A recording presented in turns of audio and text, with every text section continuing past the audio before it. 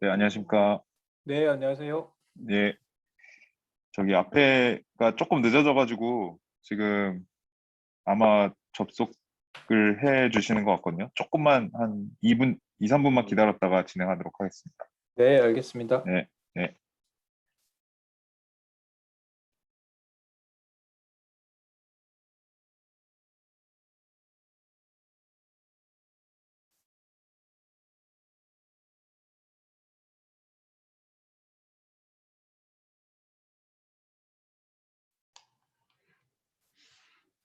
안녕하세요. 안녕하십니까. 네, 이상무님. 질문이 있는데요. 네네. 녹화되는 게 네. 어디 배포가 되나요? 배포는, 안 될 것 같습니다. 네. 어, 네네. 다시 한번 확인할 텐데요. 네. 네, 만약에, 배포가 어려우신 내용이 있으면 여기 기업 세션은 혹시 나중에 뭐 그게 오픈이 되더라도 안 하도록 하겠습니다. 네, 아마 네. 저희 그럴까봐 네, 네. 내용들을 좀 조정하긴 했는데 혹시 그러니까 네. 어느 선까지 만약 그냥 홈페이지에 올려져 있는다던가 뭐 이런 건지 아니면 뭐 학회 내부적으로 하시는 건 요거 좀 확인 좀 해주시면 네네. 제가 확인하겠습니다. 예. 고맙습니다. 예.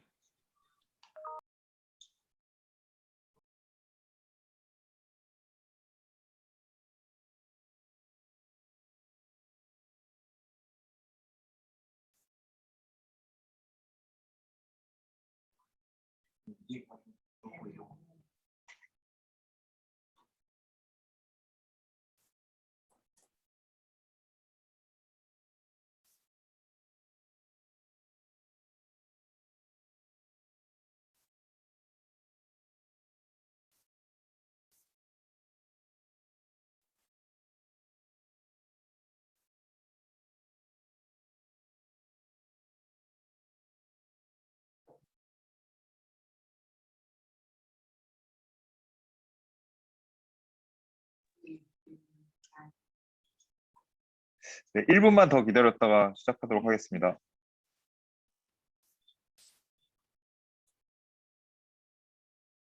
지금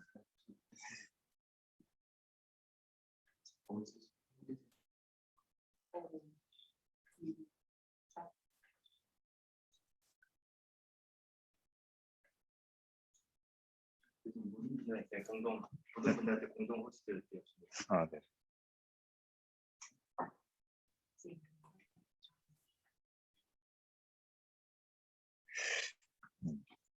잘하.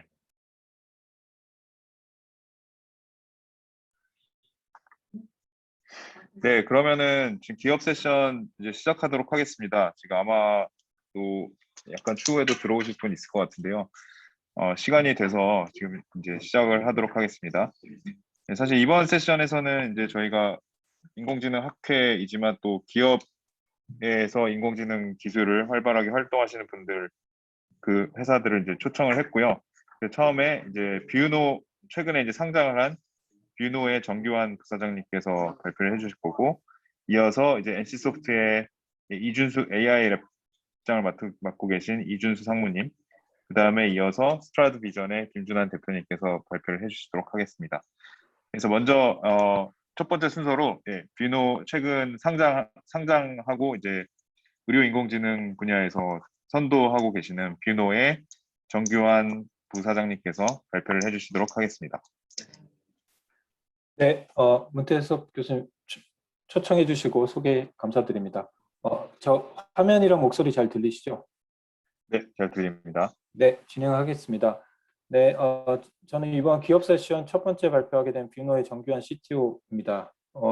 이번 발표에서는 저희는 주로 이제 AI 기술을 의료 데이터 분석에 활용하고 있고, 실제로 그런 분석된 결과를 제품으로 만들어서 임상 현장의 효율성이나 정확도를 높이는데 기여하려고 하고 있습니다. 그래서 이번 세션에서는 이제 의료 데이터가 워낙 다양하지만 그 중에서 주로 영상이 아주 많은 정보들을 가지고 있습니다. 그래서 조기 검진뿐 아니라 진단이나 치료에 아주 중요한 역할을 하고 있는데요. 그 분야에 있어서 이제 저희가 어떤 일을 하고 있는지에 대해서 말씀드리겠습니다.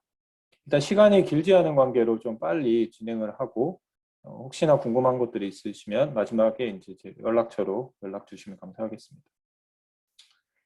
일단 배경부터 말씀드리면 우리가 흔히 빅데이터나 데이터 사이언스를 이야기를 많이 하는데 병원은 과거에도 그렇고 지금도 그렇고 늘 데이터 사이언스를 하고 있는 곳입니다. 그래서 병원에서 결국에 하는 역할이 의료진들이 하는 역할이 환자로부터 가장 많은 데이터를 가급적 많이 얻어내고 다양하게 얻어내서 정확하게 환자의 상태를 진단하고 또 역시나 데이터를 바탕으로 환자를 가장 효율적으로 치료하는 것이 미션인데요.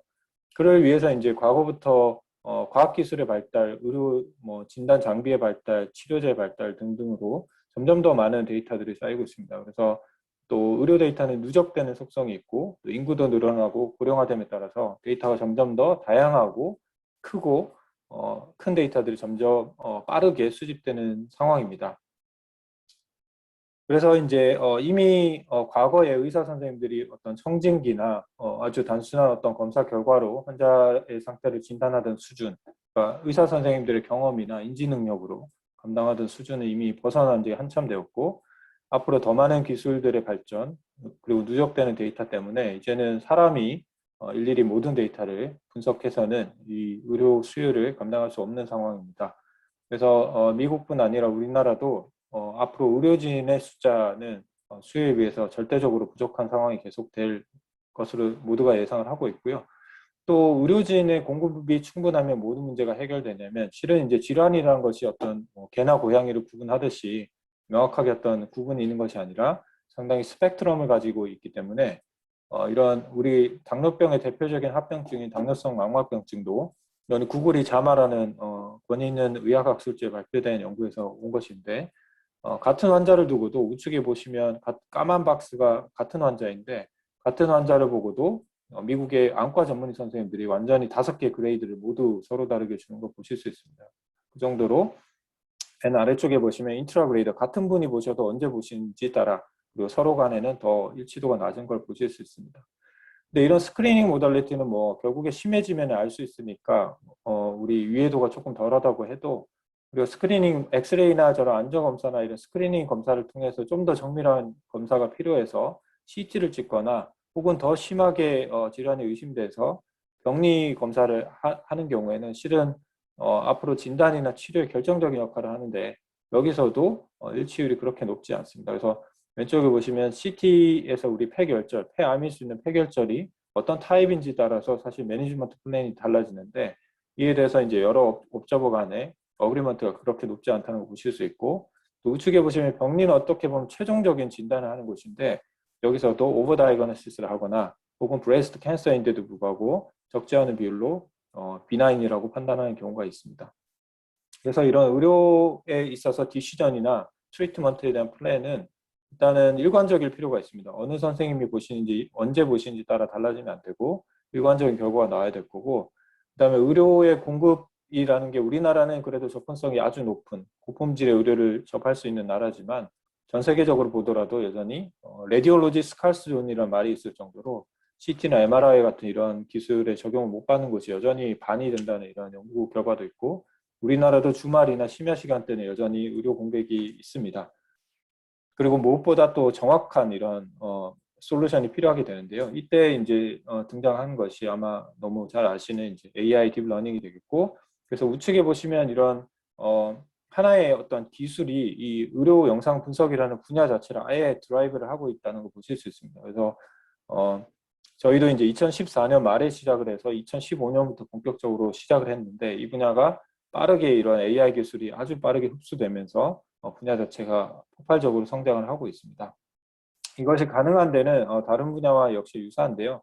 일단은 데이터가 폭발적으로 쌓이고 있습니다. 특히나 이제 의료 데이터는 과거에 상당히 아날로그 데이터가 많이 있었습니다. 근데 이제는 팍스라고 불리는 이제 영상 전송 시스템, 저장 및 전송 시스템.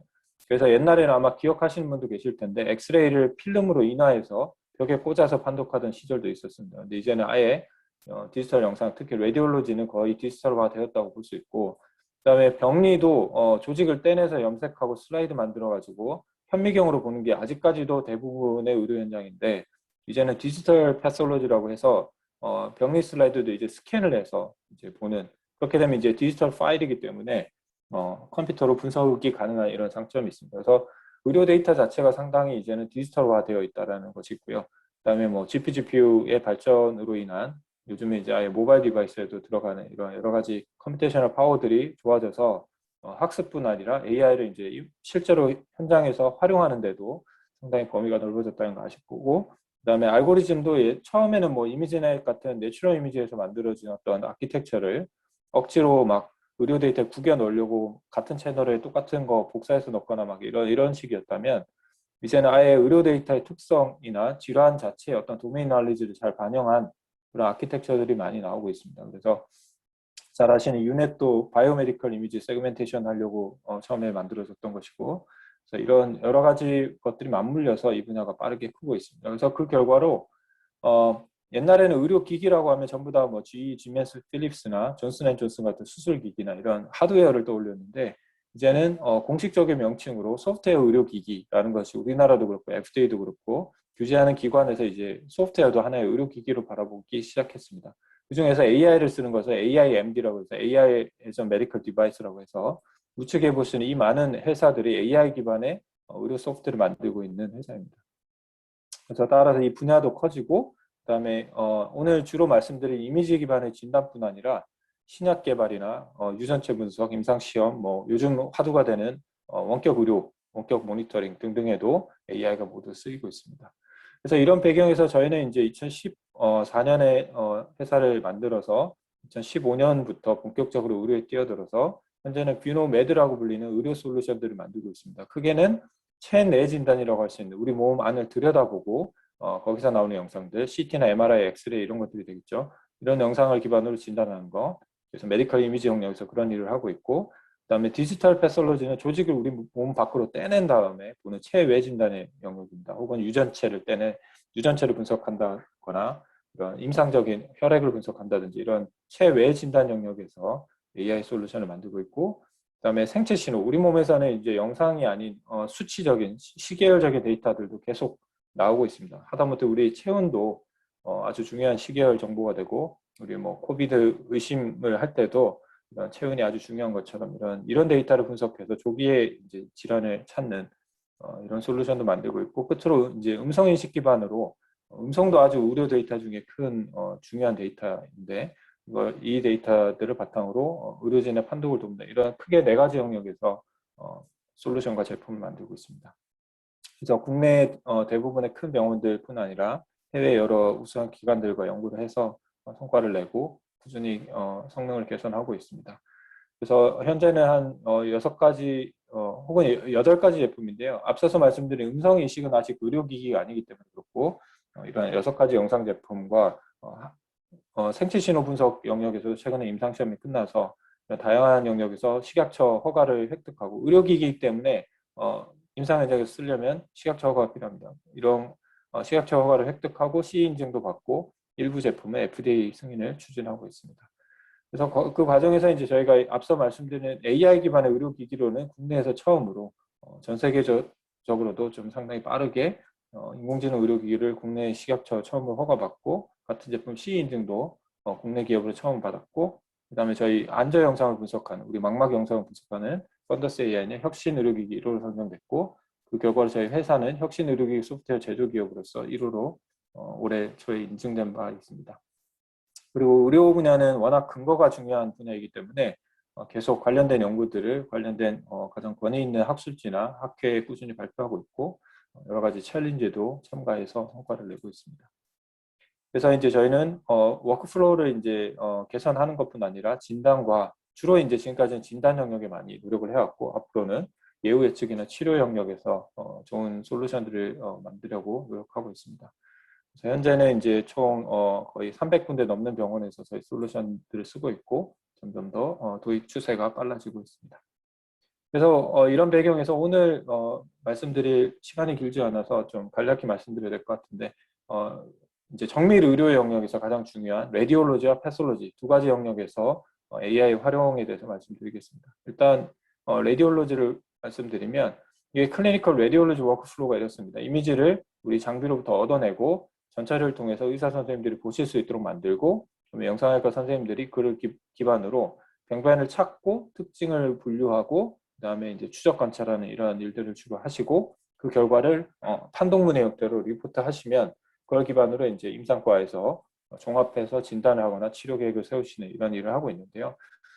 말씀드리고 싶은 거는 이제 이 모든 워크플로우에 이미 AI가 적용이 되고 활용되고 있다 이렇게 말씀드리고 싶습니다. 그래서 일단 이미지를 애퀴지션 하는 단에서도 어떤 연구들이 있냐면 일단 CT 같은 경우에는 어쨌든 레디에이션 익스포저가 있습니다. 그래서 이건 1년 뭐 연 단위로 도즈 매니지먼트도 필요하고 왜냐면 방사선이라는 게 우리 몸에 쬐을 때 결국 위해도가 있고 암 확률을 높이고 이런 것들이 있기 때문에 가급적 이제 선량을 낮추려는 노력들을 하고 있습니다. 근데 방사선 양을 낮추게 되면 영상의 품질이 나빠지고 노이즈가 심해집니다. 그래서 이걸 제너러티브 모델을 이용해 가지고 로도즈로 촬영한 영상을 스탠다드 도즈 영상으로 변환해주는 이런 것들도 많이 개발해서 이미 커머셜 페이지에 와 있습니다. 이런 연구들을 실제로 하는 회사들이 많이 있고 그다음 커머셜 밴더들도 이런 기술을 적용해서 선량을 낮출 때 영상의 품질을 유지하거나 영상의 품질을 개선하는 연구들을 많이 하고 있습니다.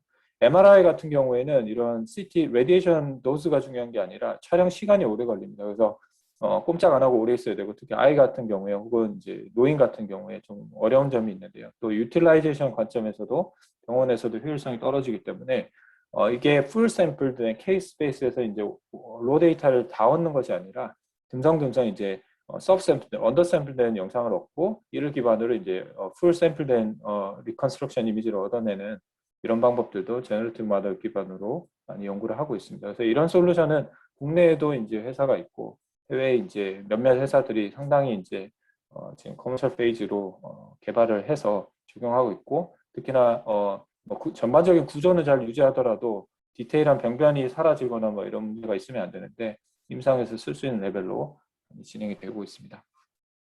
그래서 이미지를 얻어내는 것도 효율화할 수 있는데 AI가 이미 쓰이고 있고요.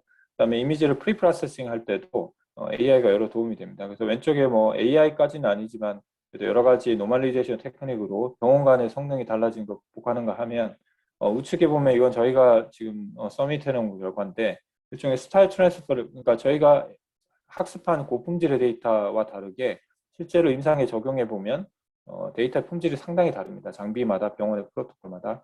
근데 그럴 때는 성능의 일관성이 보장이 안 되기 때문에 일종의 스타일 트랜스퍼를 통해서 영상을 저희가 학습한 영상과 유사하게 이렇게 변환을 해준 이후에 저희 AI 알고리즘을 돌리게 되면 훨씬 좋아집니다. 그래서 이 연구에서는 일본에서 과거에 수집된 일본과 미국에서 수집된 필름으로 스캔한 그래서 저희가 학습한 것과 상당히 특징이 다른 영상들을 변환해서 성능을 높였던 그런 사례들도 있습니다. 그리고 CT는 워낙 프로토콜이 다양한데 그 중에서 이제 슬라이스 테크니스라고 해서 얼마만의 공간을 영상 하나로 표현할 건가 이게 따라서 영상의 품질이 매우 다릅니다. 그래서 이걸 슈퍼 레졸루션이라고 불리는 영상의 해상도를 높이는 이런 뉴럴넷을 제안해서 5mm 슬라이스 시크니스는 실제로 5mm 공간을 한 장면으로 표현하는 건데 이를 기반으로 하면 사람도 그렇고 AI도 그렇고 미세한 결절들을 잘 안 보이거나 놓치게 됩니다. 그래서 이런 것들을 이제 슈퍼 레졸루션으로 변환한 이후에 그 디텍터를 적용하게 되면 훨씬 정확도가 높아집니다. 그래서 영상의 품질도 왼쪽이 리얼 1mm 슬라이스 시퀀스 영상이라서 제일 선명하고 가장 오른쪽이 뚝뚝 끊어지는 이제 5mm짜리 영상인데 가운데가 저희 신세틱하게 만들어낸 영상이고 여기 보시면 이제 롭 사이에 있는 피셔나 뭐 여러 가지 디테일들이 잘 살아난다는 걸 보실 수 있습니다. 그래서 이걸 이용하면 우리가 이제 라디오믹스라고 부르는 이런 쉐입이나 혹은 텍스처, 피처를 바탕으로 하는 연구들에 대한 리프로듀시빌리티도 좋아지고 그다음에 실제로 롱누드 디텍션 퍼포먼스가 개선이 됩니다. 영상에서 가장 권위 있는 라디올로지에 저희가 올해 초에 발표된 내용인데 실제로 슈퍼 레졸루션을 적용하게 되면 실제로 해상도가 개선되면서 잘 안 보이던 결절들이 잘 디텍션이 되는 것을 확인했습니다.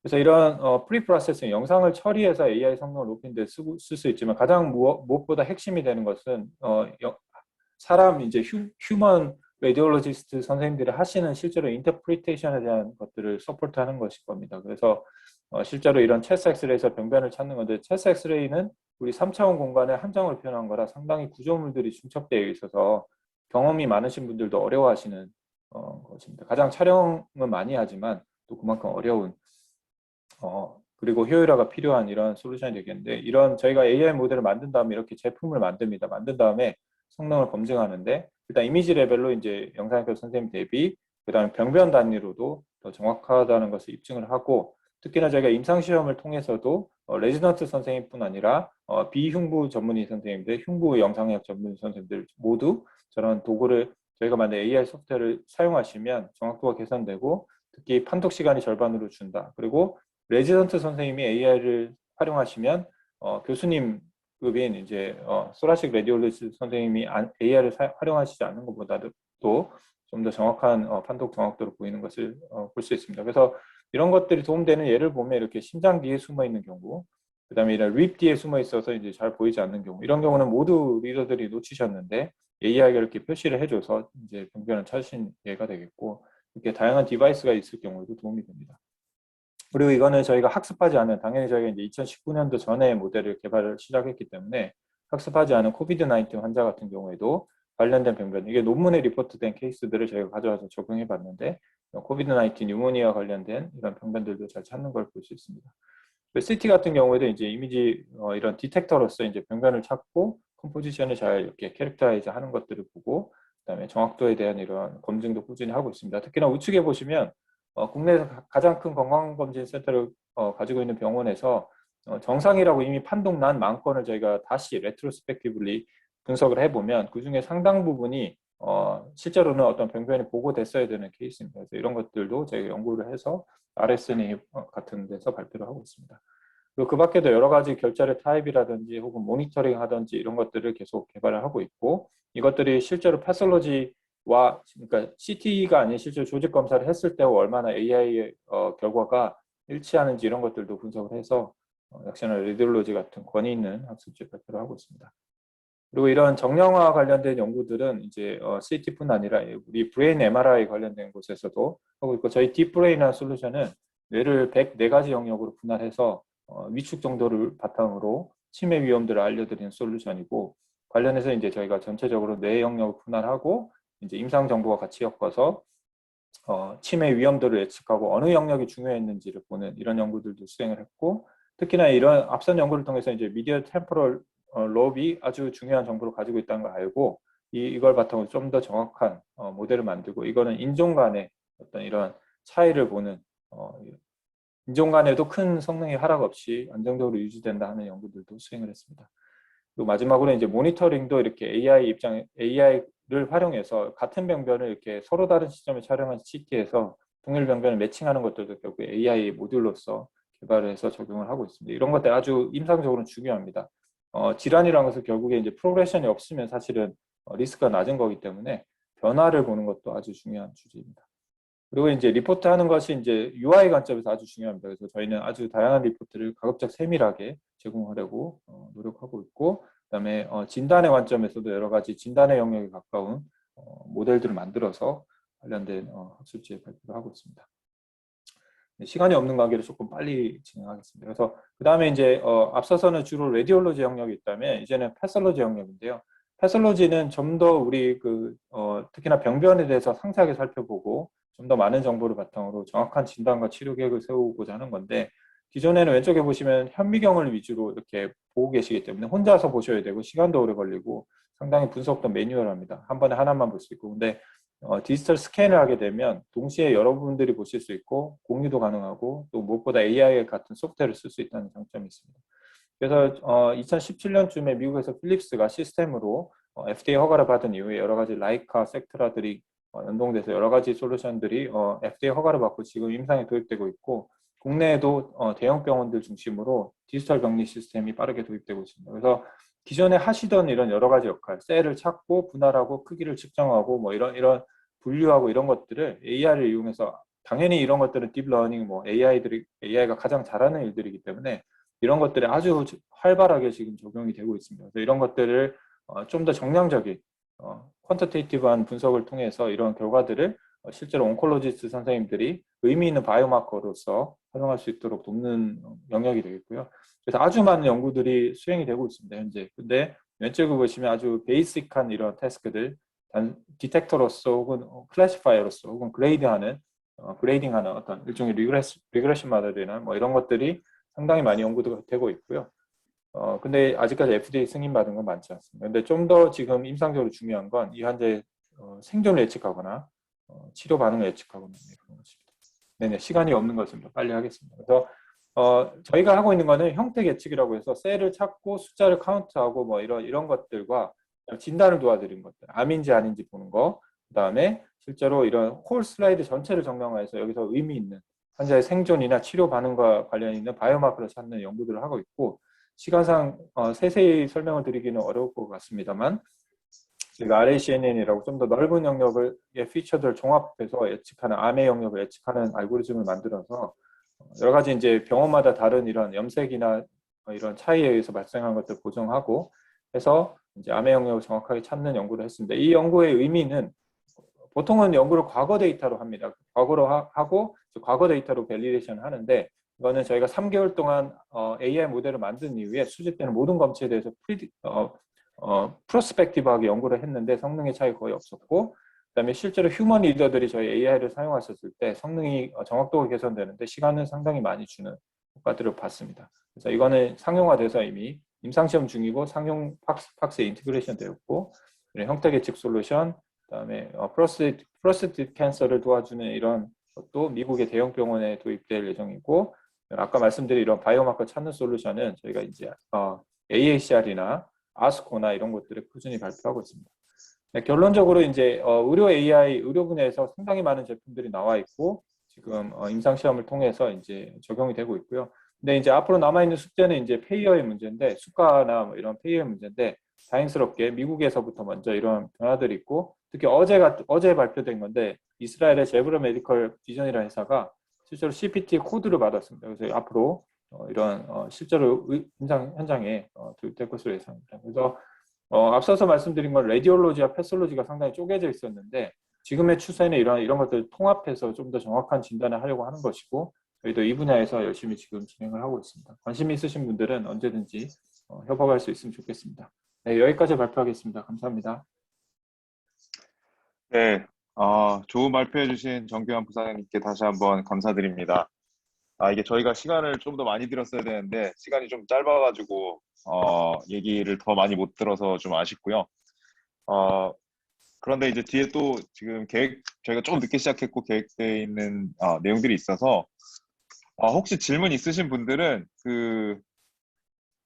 하나만 받겠습니다. 딱 하나만. 예.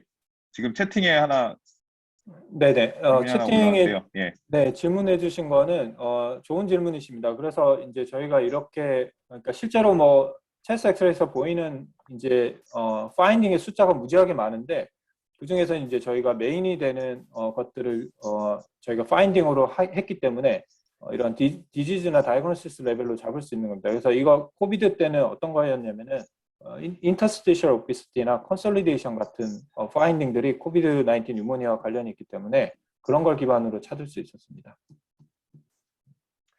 네, 감사합니다. 그러면 첫 번째 톡은 여기서 마치고요. 이제 두 번째로 NC소프트의 AI 랩을 맡고 계신 이준수 상무님께서 발표를 해주시도록 하겠습니다. 그래서 제목은 이제 게임에서 AI가 또 어떻게 활용되는지 재미있는 발표를 해주시도록 하겠습니다. 네, 안녕하세요. 반갑습니다. 이준수입니다. 화면 공유를 하겠습니다. 화면 보이시나요? 네, 잘 보입니다.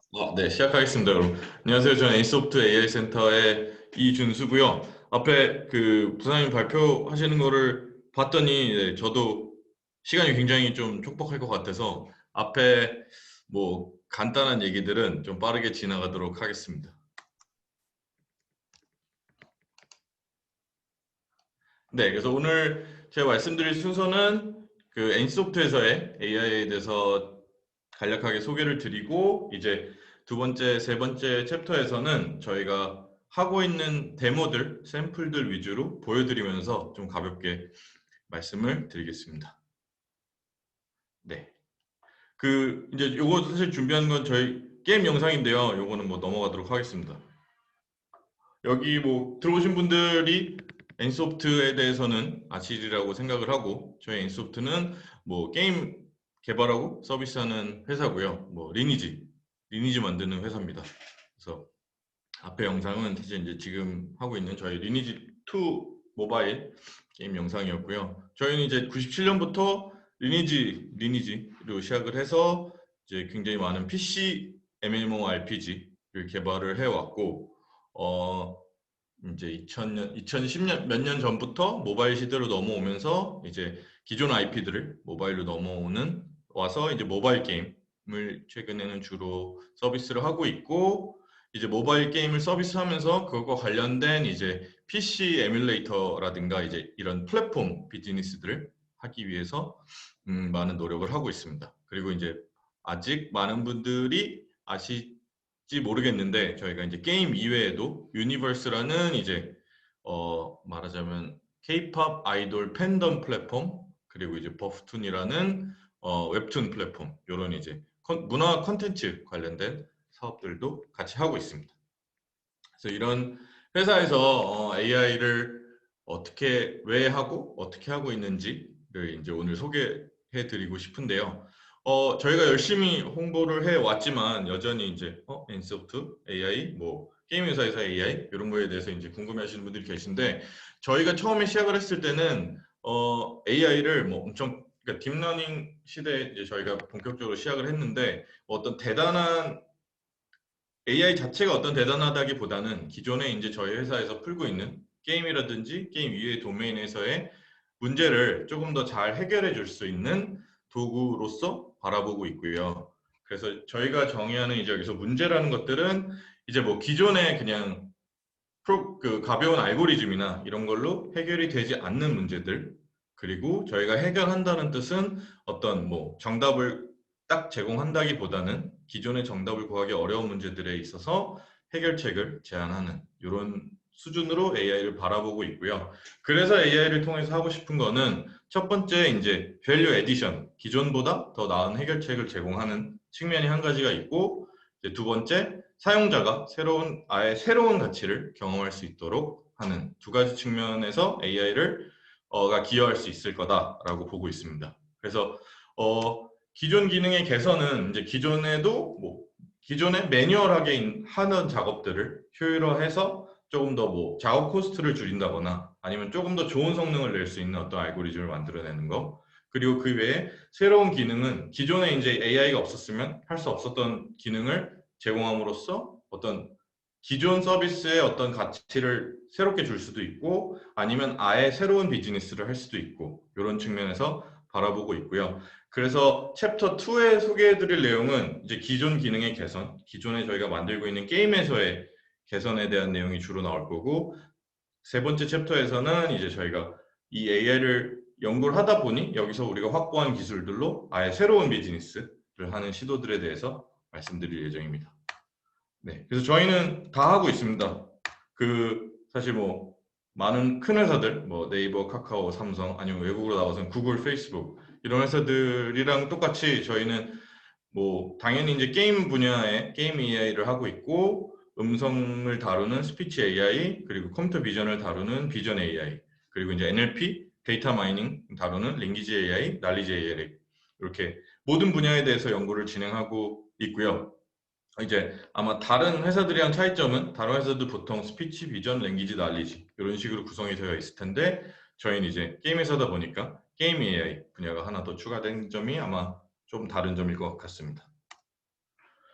네, 그래서 요 간단하게 이제 예시로 보여드리면, 저희가 AI를 가지고 게임 프로덕션, 게임 제작에서 쓰는 것들은 여기 이제 보여드린 이런 예시들인데, 일단 게임 리소스를 제작하는 기존 작업들은 대부분 이제 사람들, 아티스트들, 디자이너들이 수작업하던 부분을 이제 AI를 통해서 자동화, 효율화하는 작업들이 있고요. 편의 기능 제공은 이제 게임의 여러 가지 인터페이스들이 기존에는 뭐 할 수 없었던 것들을 이제 AI를 도입함으로써 새로운 편의 기능을 제공한다거나, 아니면 아예 기존에 만들 수 없었던 컨텐츠들을 자동으로 만들면서 게임에 어떤 그 피처로 집어넣는다거나 하는 게임 쪽에 이제 AI를 쓰고 있고요. 또 다른 한편으로는 AI 기반의 새로운 서비스들이 있습니다. 뒤에 이제 자세하게 말씀드릴 텐데, 저희가 페이지라고 프로야구 정보 서비스 앱을 지금 출시해서 서비스를 하고 있고요. 여긴 이제 뭐 뉴스를 만든다거나 데이터 분석을 한다거나 아니면 하이라이트 영상을 만든다거나 하는 것들을 다 그 사람 작업자 없이 자동으로 만들어서 서비스하는 거를 이제 테마로 해서 지금 프로야구, 국내 프로야구에 대한 서비스를 하고 있고요.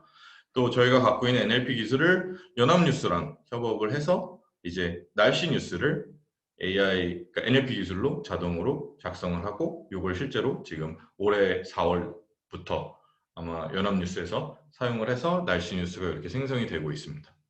그리고 유니버스는 이제 어떤 K-팝 팬덤 플랫폼인데요. 이거 자체가 뭐 AI 기반으로 만들어졌다기보다는 요건 이제 AI와 상관없이 저희가 새로 하고 있는 비즈니스고 여기에 이제 컨텐츠 중에 하나로 저희가 갖고 있는 음성 합성 기술을 이용해서 그 보이스 컨텐츠들, 아이돌의 목소리를 합성을 해서 서비스를 하는 컨텐츠를 요 안에 집어넣어서 지금 서비스를 하고 있습니다. 그래서 이 뒤에서는 제가 지금 소개드렸던 이런 예시들에 대해서 하나하나 조금 더 이제 딥러닝과 관련 지어서 이제 조금 자세하게 말씀을 드리겠습니다.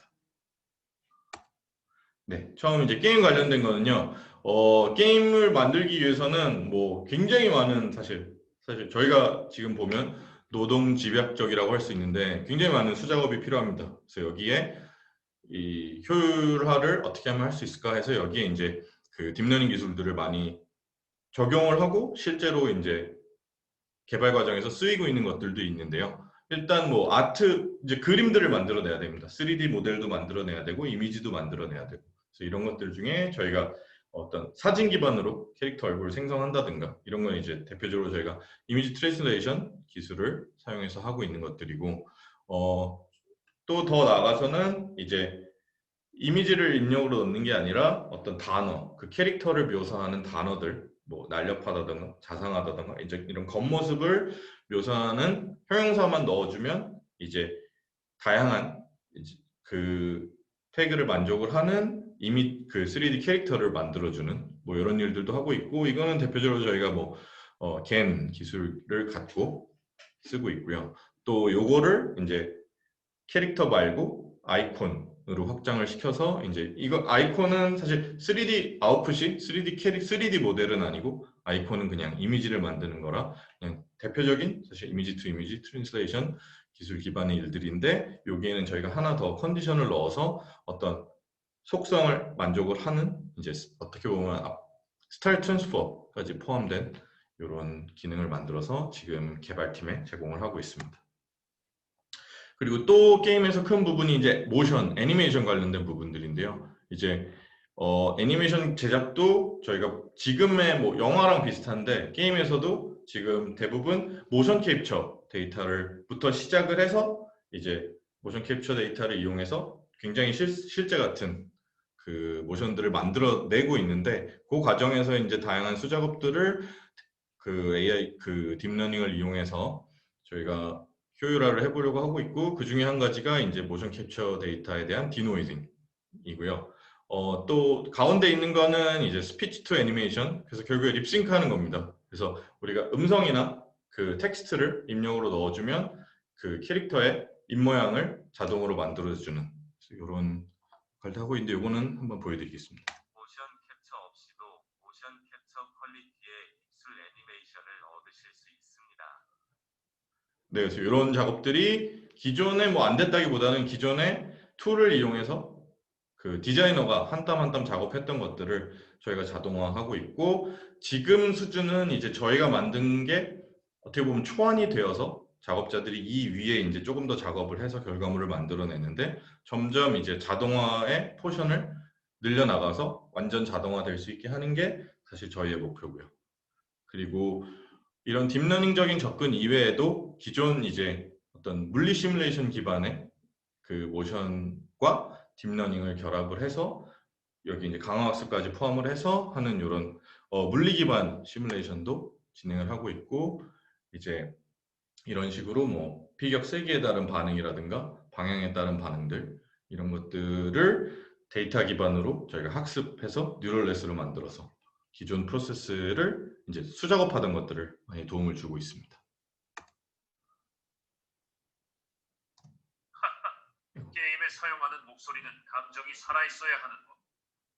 네, 지금 들으셨죠? 이거 저희 합성음이고요. 저희가 음성 합성 분야도 굉장히 많이 하고 있고 요즘 음성 합성이 최근에 올해 이제 인터스피치에서도 그렇고 저희가 성과물을 많이 내고 있는 분야 중에 하나입니다. 그래서 저의 목표는 적은 분량의 음성 녹음 데이터로 개인화된 목소리를 합성하는 게 저의 목표고 저희가 지금 장점으로 보고 있는 게 많은 회사들에서 많은 연구실에서 음성 합성을 연구하고 있는데 저의 장점이라고 생각하는 부분은 현재 컨트롤러빌리티를 저희는 되게 중요하게 보고 있습니다. 실제로 얘를 활용을 하려다 보니 음성 합성된 결과들이 잘 나오는 건 좋은데 실제 현업에서 사용을 하려고 보면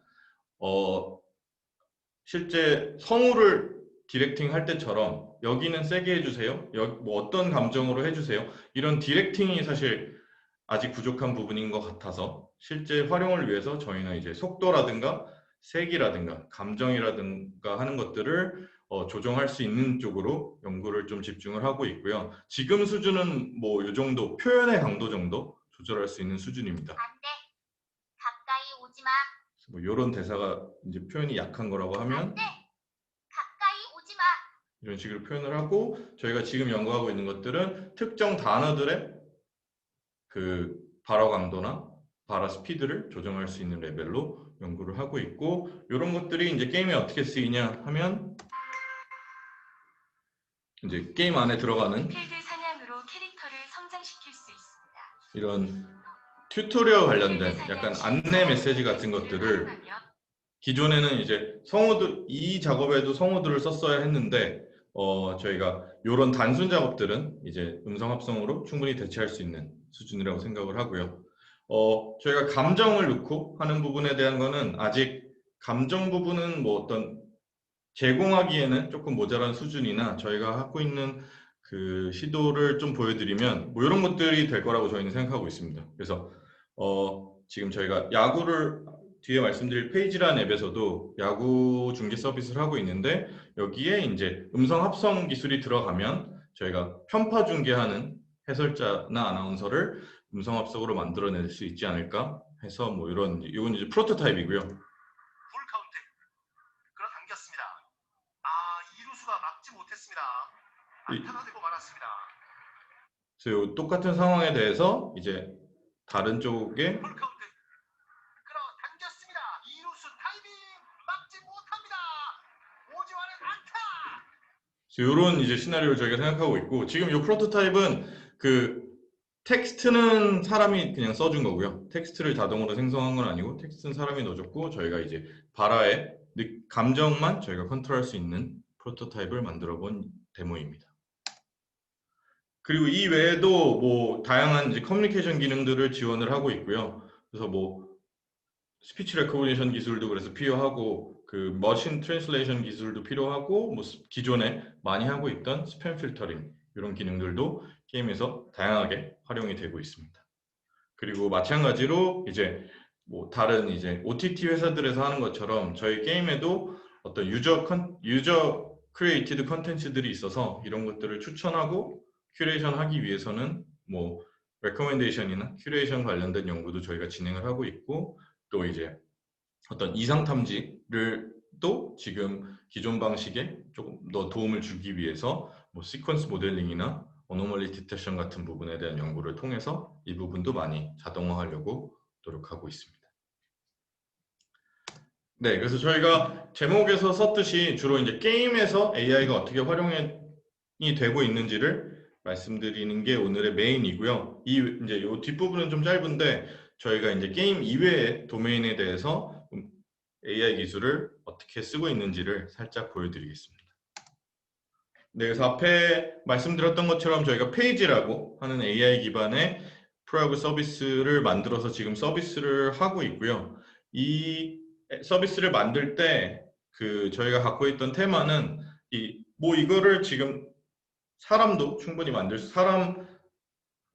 충분히 만들 수 있는 앱이지만 굉장히 많은 노동력이 들어가기 때문에 야구같이 데일리로 컨텐츠를 생산하는 거에 대해서 이 모든 프로세스들을 자동화해 놓으면 훨씬 이제 쉽게 그 컨텐츠들을 만들 수 있을 거라고 생각을 했고, 지금 이런 뉴스를 제공하거나 아니면 선수 정보, 그리고 이제 간단한 뭐 챗봇 기술을 이용해서 어떤 Q&A들, 그리고 하다못해 저희가 이제 이게 컨텐츠 서비스이기 때문에 어떤 이런 그 페이지에서는 퀴즈 같은 것도 제공을 하고 있는데, 이런 하다못해 이런 퀴즈를 만드는 프로세스까지도 저희가 자동화해서 하려고 지금 서비스가 되고 있고요. 또 이제 조금 더 들어가면 이제 전력 봉소 이런 이제 가지가지 이제 데이터 마이닝과 관련된 것들에 대한 정보들도 딴 데서 접하기 어려운 정보들도 제공을 하고 있고, 컴퓨터 비전 기술을 이용해서 하이라이트 영상도 어떤 사람 그 편집자가 끊어주는 게 아니라 그 저희가 로그 기반으로 하이라이트를 생성을 해서 게임 끝나면 이제 다른 그 뭐 포털 사이트보다 또 빠르게 저희가 하이라이트 영상을 만들어서 제공을 하고 있습니다. 네, 그리고 NLP 기술을 연구하면서 저희가 페이지에도 사용하고 있지만 조금 더 유용한 이제 그 협업을 찾다가 저희가 연합뉴스와 같이 하게 됐고, 연합뉴스에서도 가능성은 보지만 이제 저희가 날씨를 사실 테마로 잡았던 이유는 기자들도 가장 쓰기 싫어하는 기사가 날씨라고 하더라고요. 그럼 저희가 생각하는 AI가 사실 이제 그런 부분을 도와줘야겠다고 생각을 하고 있었고, 그래서 날씨 기사를 테마로 잡아서 지금 작년부터군요. 작년 그 4월부터 서비스가 되고 있고, 뭐 생각해보면 뭐 그 뻔한 프로세스입니다. 저희가 로어 데이터를 기상청으로부터 가져와서 NLP 기술을 이용해서 제목 만들고 본문 만들고 요걸 연합뉴스에 보내면 연합뉴스에서 기자가 마지막으로 검수하고 실제로 올리고, 이런 프로세스로 돌아가고 있고, 저희가 생각하기에 꽤 좋은 외부 협업 사례, 그리고 좋은 그 AI 활용 사례라고 평가를 하고 있습니다. 네, 그리고 마지막으로 저희가 음성 합성 기술을 게임에서도 쓰지만 외부로 이제 유니버스라는 그 팬덤 활동을 즐길 수 있는 모바일 플랫폼에도 사용을 할 수 있는데, 여기서 이제 굉장히 뭐 100명 이상의 지금 아이돌들에 대한 음성 합성을 저희가 만들어서 이제 실제 요 유니버스 서비스에서 필요한 컨텐츠에 맞게 지금 합성음을 사용을 하고 있는데요. 여기서의 저희가 중요하게 생각한 부분은 사실 굉장히 양이 많고, 그리고 다화자에 대한 음성 합성 또는 이제 컨버전 기술을 저희가 빠른 시간에 돌아갈 수 있게 만든 점이 저희의 이제 큰 컨트리뷰션이라고 생각을 합니다. 그래서 조금 들려드리고 싶은데, 아이돌 목소리는 저작권이 굉장히 뻑뻑하게 걸려 있어서 이런 사실 활동에도 쓰기가 좀 어렵더라고요. 그래서 요거는 다른 기회를 통해서 제가 들려드리도록 할 거고요. 비슷하게 저희가 뭐 전문 서비스는 아니지만 이런 합성음을 통해서 저희가 하고 있는 일들은 이런 이제 저희 내부 컨텐츠 광고에 성우를 이제 AI 합성음으로 대신해서 사용을 하고 있습니다.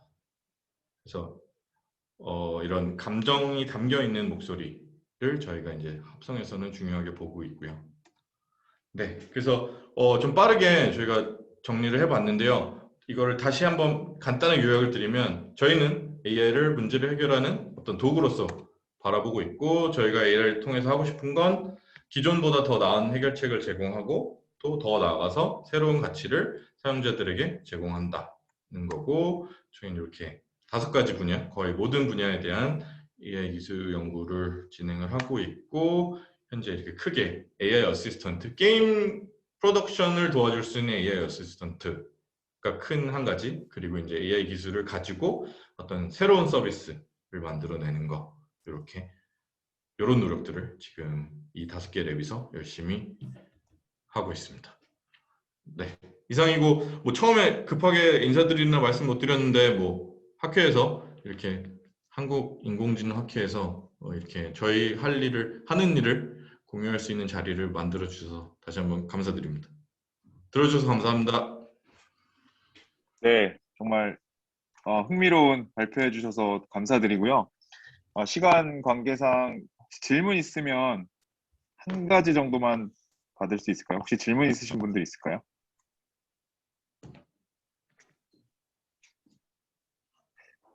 제가 하나만 여쭤보면요. 그 말씀 주신 내용들 중에서 여러 가지가 다 이제 제너러티브 모델에 대한 내용들이 많은데 그래서 뭐 이렇게 만들어내서 하고 그래서 결국은 이제 거기 그 뭐 사용자들이 그걸 보고 퀄리티를 결정하긴 하겠지만 뭔가 그거를 그 퀄리티를 약간 판별하기 위한 고유의 매트릭 같은 것도 만드시는 게 있나요? 아니면은 어떤 식으로 이게 잘 만들어졌는지 이런 거를 판단하시는지 좀 궁금합니다. 네, 좋은 질문입니다. 저희가 제일 어려워하고 있는 부분이고요. 그래서 저희가 아마 보시면 아시겠지만 제너레이티브 모델을 쓰는 기술들이 그 사용자랑 맞닿아 있는 것들은 지금 거의 없어요. 그 사실 퀄리티 컨트롤이 안 돼서 지금 개발자가 쓰고, 그러니까 디자이너가 쓰고, 디자이너가 어떤 검수를 거치는 과정을 거치게 만들어 놨고, 뭐 음성 합성이든, 그 영상 합성, 영상 생성이든 저희가 약간씩의 뭐 그 퀄리티에 대한, 그 시그널 퀄리티에 대한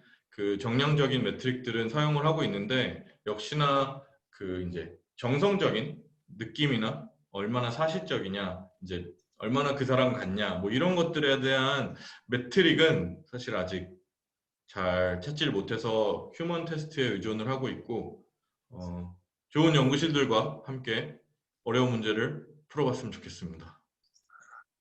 네, 감사합니다.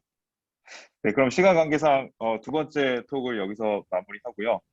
이제 세션 마지막으로 스트라드 비전의 김준환 대표님께서 다음 발표를 해주시도록 하겠습니다. 예, 스트라드 비전은 지금 국내에서 그 에이다스와 자율주행 자동차 관련해서 굉장히 좋은 성과를 많이 내주시는 회사고요. 그래서 김준환 대표님께서 마지막 발표를 해주도록 하겠습니다. 시간이 조금 늦어져서 죄송하고요. 지금부터 한 20분 정도로 발표해 주시면 감사하겠습니다. 근데 혹시 20분을 다 쓸 수가 있나요? 왜냐면 12시에 끝내야 되는 걸로 알고 있는데. 근데 어차피 예. 점심시간이라서 그래요? 그냥 예, 조금 알겠습니다. 괜찮을 것 같습니다. 예, 예. 그래도 가능하면 죄송합니다. 아닙니다. 빨리 하겠습니다. 예, 안녕하세요. 네. 이렇게 좋은 자리를 마련해 주시고 또 교수님하고 그다음에 또 여기 바쁘신데 참석해 주신 연구원분들 정말 감사합니다. 이렇게 발표를 시작하겠습니다. 저희는 이 그 카메라 기반의 기반에서 인식을 해가지고 에이다스하고 오토노머스 드라이빙 쪽에서 인식 소프트웨어를 개발하고 있는 회사고 현재 그런 그 딥러닝 기반으로 그 인식 소프트웨어를 만들어 가지고 그 12개 제조사하고 같이 50개 이상 차종에 현재 양산이 됐거나 양산이 현재 진행 중이거나 아니면 양산 프로젝트를 진행하고 있습니다. 그리고 현재 110명 엔지니어를 포함해서 140명 정도의 그 직원들이 지금 일을 하고 있고 엔지니어들은 주로 이제 딥러닝, 머신러닝, 컴퓨터 비전, AI 이런 알고리즘 엔지니어 그다음에 저는 이제 반도체에다가 차량용 반도체에다가 포팅을 해야 되기 때문에 포팅하고 최적화하는 엔지니어 그리고 나머지 이제 소프트웨어 엔지니어, 퀄리티 그리고 오토모티브 엔지니어들로 구성이 되어 있습니다. 그래서 네, 저희 장점은 이 딥러닝으로 상당히 높은 애큐러시를 달성하면서도 동시에 그 프로그램 사이즈를 네트워크 사이즈를 상당히 작게 만들어 가지고 그렇게 되면 어떤 고객산 OEM 입장에서는 어떤 좋은 점이 있냐면은 일단 그 저희가 그 딥을 돌리는 그 반도체가 작기 때문에 낮은 가격의 반도체도에서 돌아갈 수 있기 때문에 전체 코스트가 낮아지고요. 그 다음에 이 펑셔널 세이프티가 이제 양산에서는 아주 중요한데 이게 결국은 리던던시인데 이 리던던트 하려면은 추가적인 오버헤드가 들기 때문에 원래부터 프로그램 사이즈가 네트워크 사이즈가 작아야지 이런 추가적인 리던던트한 그 오버헤드를 더 넣을 수가 있습니다. 그래서 펑셔널 세이프티도 도움이 되고 그다음에 요즘 이제 그 싱글 카메라가 아니라 이제 멀티 카메라로 많이 하고 있는데 그런 멀티 카메라를 동시에 처리하는 거, 싱글 칩에서 동시에 처리하는 것도 가능하고 여러 가지 기능을 동시에 처리하는 것도 가능합니다. 그래서 이런 그 프로그램 사이즈가 작다는 게 이런 효과를 갖고 오고 있고요. 그래서 저희가 이제 전방 카메라, 후방 카메라, 측방 카메라도 하고 있고, 그다음에 이 지금까지는 대부분의 양산, 모든 양산은 이제 그 슈퍼바이스 러닝으로 하고 있는데, 다만 이게 슈퍼바이스 러닝은 잘 아시겠지만 이 데이터 컬렉션, 데이터 어노테이션, 그리고 이 전체적인 데이터 프로세스가, 데이터 옵스가 바트랙이 되고 있습니다. 그래서 이거를 해소하기 위해서 저희가 언슈퍼바이스 러닝, 위클리 슈퍼바이스 러닝, 이걸 다 그리고 액티브 러닝 이런 거를 합쳐가지고 이제 셀프 러닝이라고 부르고 있고, 요거를 물론 이제 학계에서는 논문이 많이 나오고 있지만 저희는 이거를 이제 실제 양산에까지 적용을 해가지고 현재 독일 3사 중에 한 군데 하고 진행하고 있는 양산 프로젝트에 실제 적용을 하고 있습니다. 지금까지 양산 프로젝트는 주로 이제 중국, 실제 중국에서는 중국 그 저희 소프트웨어가 탑재된 차가 이제 길거리에서 굴러다니고 있고요. 곧 독일에서 양산이 독일 3사 한 군데랑 양산이 시작됐기 때문에 올해 하반기에 몇 달 있으면은 또 독일에서도 저희 소프트웨어가 들어간 차가 이제 길에서 이제 운행이 되고 있을 것으로 예상됩니다. 그리고 또 추가로 또 다른 독일 3사 한 군데랑 또 현재 양산 프로젝트 진행하고 있고요. 저희는 이제 그 특허, US 특허를 좀 중시해가지고 158개, 이거는 뭐 모비라이나 우버, 헬라 이것저것 다 뒤지지만 뭐 죽스나 콜티카보다도 좀 같은 수준이어서 상당히 미국 특허는 많이 내고 있고요. 특히 이제 이거 넘어가겠습니다. 그리고 이제 디텍션뿐만 아니라 이제 3D 스트럭처를 이제 리컨스트럭션 하는 거, 그래서 뭐 모노 카메라에서 잼스 뽑고 거기서 이제 그 슈도 라이다처럼 만드는 거를 지금 하고 있고요. 이것도 지금 양산에 적용되고 있고 멀티 채널로도 하고 있고요. 그리고 저희가 이제 현재 양산은 다 카메라로 하고 있지만 카메라 플러스 라이다를 저희가 뷰론이라는 라이다 인식 업체하고 같이 해서 센서 퓨전도 지금 개발 중입니다. 그리고 저희가 이제 이런 저희 특징이 그 딥러닝을 이제 반도체에다가 그 인베디드 반도체에다가 올리는 건데, 그럴 때 이제 반도체는 컴포넌트는 뭐 CPU, DSP, GPU, 하드웨어 액셀러레이터라고 해서 뭐 이렇게 각각 특징이 있는데 이것들을 옵티멀하게 사용하는 것이 이제 저희의 기술 중에 하나입니다. 그래서 보통 이제 그 딥러닝으로 이제 퍼셉션 하면 다 되는 거 아니냐 고 생각할 수 있는데 이 양산까지 가기 위해서는 딥러닝 기반의 퍼셉션을 먼저 하고, 그 다음에 이게 컬리전이 실제 될 거냐 안 될 거냐, 그리고 앞차의 뭐 속도, 가속도, 앵글 이런 걸 다 측정하고, 그 다음에 하드웨어 옵티마이제이션 하고, 그 다음에 이제 에이스파이스나 이런 각종 그 서티피케이션을 받고, 그 다음에 이제 테스트를 통과하고, 그게 이제 양산 과정에 이제 다 이것들을 해야 돼서 이게 상당히 좀 오래 걸리는 프로세스이고요. 독일, 일본 같은 경우는 4년 이상, 그리고 중국 같은 경우는 2년 이상에 걸리는 프로세스입니다. 여기서는 이제 혹시라도 이제 저희 회사에 관심이 있어서 오실 경우에 어떤 일을 하시게 되는지를 간단하게 그냥 샘플을 좀 보여드리겠습니다. 그래서 여기서는 이제 딥러닝 기반의 퍼셉션을 하는데 어떤 식으로 옵티마이제이션 하는지 좀 보여드리고, 이건 실제 저희가 텍사스 인스트루먼트 르네사스 같은 반도체에다가 포팅을 해가지고 실제 양산까지 갖고 현재 뭐 추가적인 뭐 암바렐라나 퀄컴 같은 반도체도 포팅을 해놨습니다. 그래서 딥러닝의 이제 개발 프로세스는 먼저 디자인하고, 그래서 그럼 네트워크가 나오고요. 그걸 트레이닝하면 이제 웨이트가 나오고, 디플로이를 하면 이제 바이너리 프로그램 나오고, 그다음 밸리데이트 하면 이제 리포트가 나옵니다.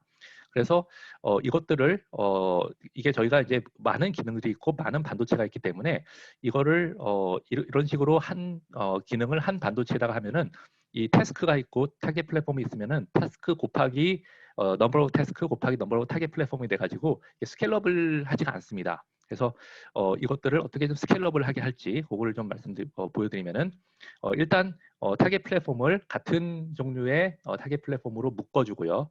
그렇게 되면 일단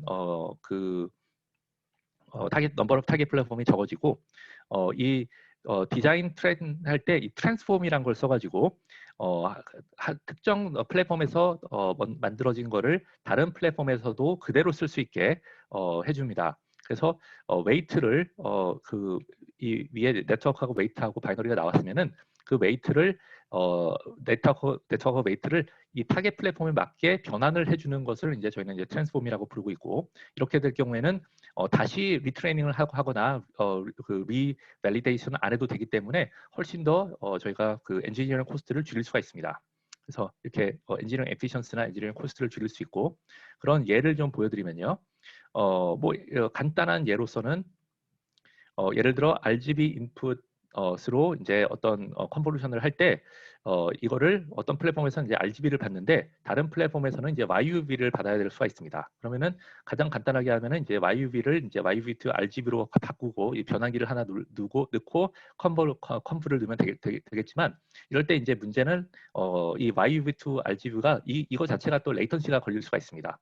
걸리고 이것 때문에 전체 KPI를 못 맞출 수가 있는데 이럴 때 YUV to RGB하고 컨브를 같이 묶어가지고 뉴 컨볼루션으로 만들 수가 있겠죠. 그래서 이런 뭐 간단한 예지만 이 컨브 1하고 YUV to RGB가 만약에 리니어하다면은 그러면 이걸 그냥 같이 계산을 해가지고 뉴 웨이트하고 뉴 바이어스로 그래서 뉴 컨볼루션을 만들어주면은 이러면은 이제 레이턴시 증가 없이 새로 YUV2 이제 대응을 할 수가 있습니다.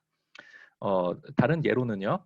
예를 들어 우리가 이제 원 바이 원 컨볼루션을 만으로 그 네트워크를 만들었다고 하면은 근데 이제 타겟 플랫폼은 5x5 커널 억셀러레이션이 있다고 하면요. 예를 들어 실제 5x5 컨볼루션만 억셀러레이션 하는 그 하드웨어가 있으니까요. 예, 르네사스 같은 경우. 그러면은 만약에 이제 간단하게 생각하면은 이제 원 바이 원 컨볼루션을 제로 필링을 해버린다 하면은 한 그 25개 중에서 한 개밖에 유틸라이제이션이 안 되기 때문에 유틸라이제이션 레이트가 이제 4%고 3x3 컨볼루션을 이제 5x5에다가 제로 패딩을 했다 하면 이제 36%밖에 이제 효율이 안 나옵니다. 그럼 상당히 낭비가 되겠죠.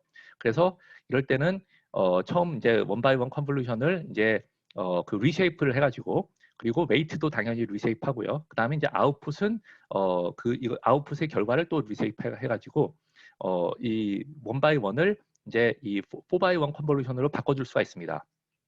이거 이제 간단한 예고요.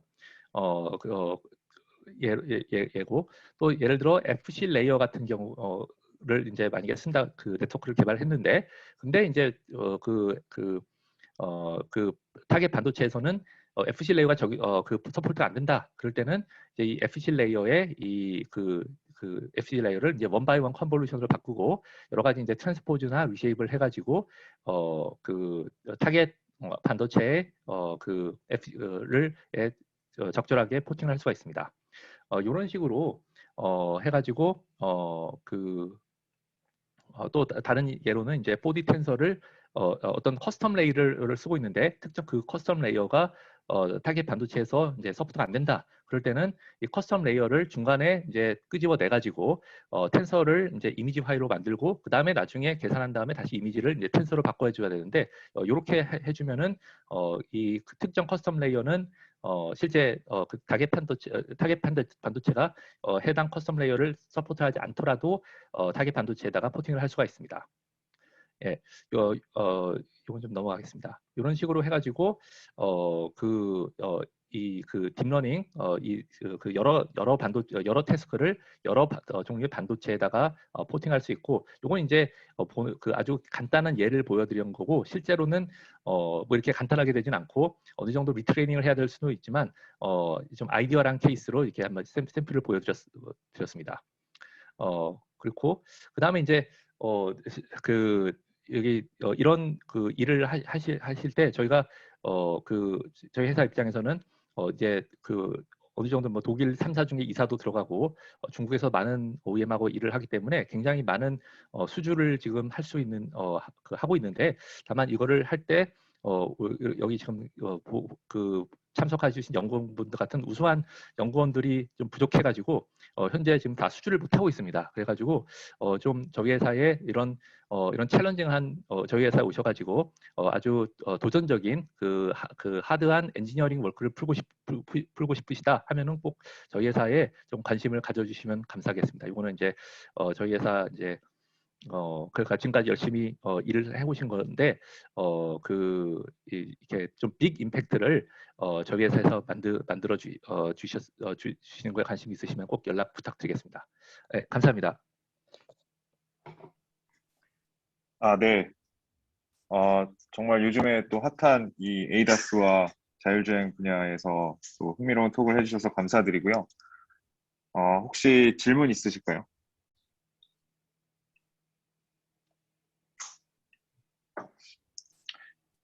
그 제가 하나 드리면은 그 중간에 이제 라이다와 비전을 이렇게 퓨전하는 그런 내용 말씀해 주셨는데요.